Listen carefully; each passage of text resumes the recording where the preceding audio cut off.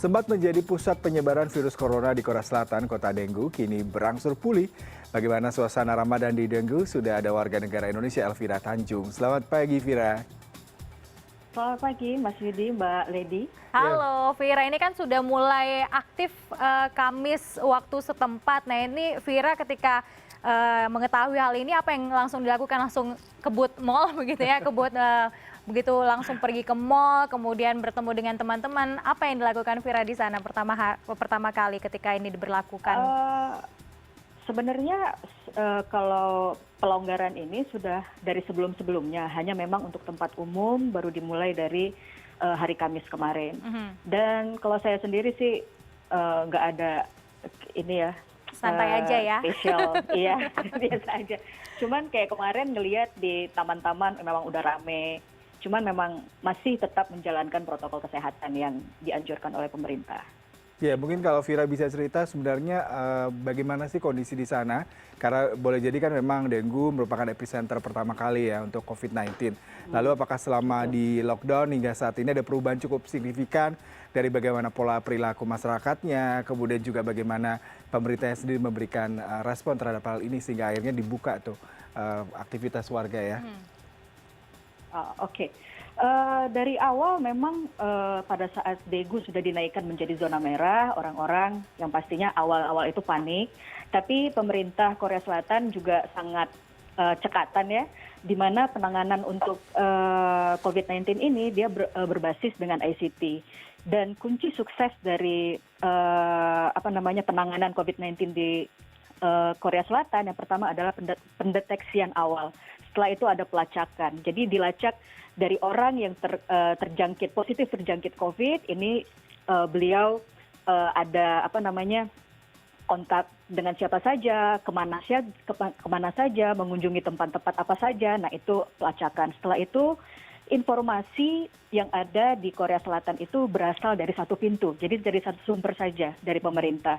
Jadi bisa kita bilang the whole Korea itu emang punya protokol kesehatan yang sama, bahkan poster pun sama gitu loh semuanya. Dan juga jadi ini untuk meminimasi hoax dan juga kebingungan di masyarakat. Nah setelah fokus pada penekanan kurva pertambahan untuk local case, sekarang pemerintah fokus kepada yang imported case. Seperti yang kita tahu kemarin ada 4 kasus baru yang mana itu imported case dan itu dideteksi langsung dari bandara. Nah di sini dilihat dari 4 orang itu 3 orang itu warga negara Korea dan 1 orang warga negara asing yang mereka baru datang dari Cina, dari Asia dan 2 dari Amerika. Sementara untuk untuk kondisi kegiatan itu semuanya sama, normal. Bisa saya bilang normal. Pasar tetap buka, kafe tetap jalan, Euforia warga di sana gimana tuh? Euforia awal-awal memang sempat sepi, tapi karena warganya juga kita kooperatif dengan pemerintahnya. Jadi melakukan protokol kesehatan itu yang penting. Di mana seperti restoran. Nah, itu kalau memang mereka mau buka, kalau memang bisnisnya pengen tetap jalan nih, ya mereka harus melakukan protokol kesehatan. Jadi orang yang masuk, customer itu diperiksa, dicatat nama, nomor telepon. Jadi mereka memudahkan untuk tracking gitu loh. Jadi semuanya normal. Hanya sekolah dan universitas untuk anak S1 itu ditiadakan jadi online begitu. Oke, nah di masa pandemi ini juga kan warga muslim di seluruh dunia juga lagi menjalani ibadah Ramadan. Nah ini ketika sudah dilonggarkan pembatasan sosial di sana, apakah ada rencana juga untuk berkumpul dengan warga negara Indonesia yang lain dan juga bagaimana populasi muslim di sana begitu menjalani ibadah puasa pada saat ini? Saat ini kalau untuk populasi muslim di Korea Selatan itu sekitar 250.000 orang. Untuk Daegu sendiri sekitar 2.000, itu meliputi mencakup pelajar, ekspat dan juga pekerja. Nah, dengan adanya kelonggaran ini sebenarnya tidak ada yang signifikan berubah gitu loh. Karena jadi pemerintah ini gimana ya? Oke, kita longgarin, tapi tetap gitu loh.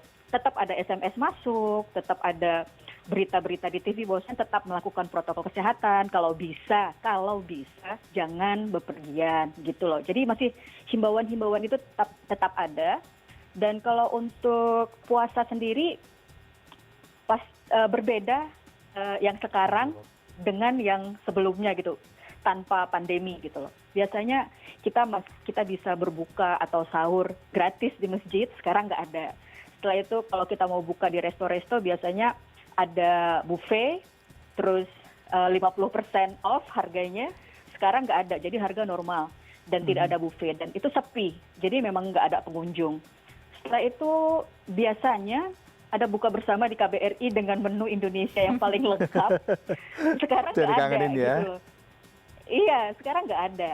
Nah terus biasanya juga ada perlombaan MTQ di Masjid Itaewon Seoul itu setiap Jumat minggu terakhir Ramadan. Sekarang kita masih belum tahu nih apakah bakal ada nanti atau enggak. Yang jelas untuk masa-masa yang kita harus stay at home itu diperpanjang sampai 9 Mei nanti. Berarti untuk kegiatan beribadah seperti layaknya sebelumnya, sholat tarawih semua tidak ada ya, karena Anda sendiri mengatakan sampai tanggal 9 Mei. Lalu ke depannya apakah nanti pusat industri hiburan nih, tadi Lady sempat ngobrol-ngobrol ke saya ya, bagaimana drama Korea ataupun para pencinta drakor itu di sana, apakah mereka tetap antusias, apakah memang syutingnya masih berjalan atau seperti apa di sana Bukit ya? Kalau syuting sepertinya tidak berjalan senormal biasa karena memang tidak boleh ada kumpul-kumpul dalam skala besar. Saya rasa belum ada kalau sekarang kalau untuk syuting, jadi mungkin bisa depending dulu kali ya. Oke. Nah terakhir nih kita mau tahu dong menu sahurnya Vira ini apa nih ketika sahur di Korea Selatan. Tadi pagi menunya kalau saya sih tadi yang jelas harus ada bala-bala sama sambal terasi kalau saya. Wajib ya. Cukup itu aja. Iya, Vira terima kasih untuk informasinya sudah berbincang bersama kami. Selamat menjalankan ibadah puasa di bulan Ramadan, tetap jaga kesehatan Terima kasih. dan sukses selalu di sana. Oke, thank you.